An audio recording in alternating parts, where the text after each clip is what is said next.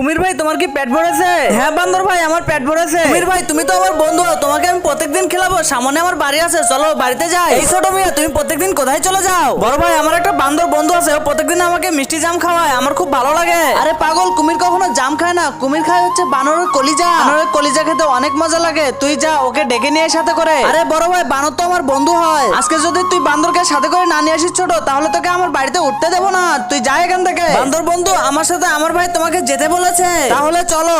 আরে বান্দর বন্ধু আমি তোমাকে একটা কথা বলি, আমার কুমির ভাই তোমার কলিজা খাইতে চেয়েছে, যদি তোমাকে না নিয়ে যায় তাহলে আমাকে বাড়ি থেকে বের করে দেবে। আরে কুমির ভাই তুমি আমাকে এই কথা আগে বলবে না? আমি তো বান্দর, আমার কলিজা আমার বাড়িতে রেখে এসেছি, চলো আমরা বাড়িতে গিয়ে কলিজা নিয়ে আসি। আর আগে গাইস আমি অন্যদের মতন কসম দিব না, আজকের এই আল্লাহ লেখাটা যদি তোমার ভালো লেগে থাকে অবশ্যই ভিডিওতে লাইক করে চ্যানেলটি সাবস্ক্রাইব করে দাও, আর অবশ্যই কমেন্টে আল্লাহর নামটি লিখে যাবে।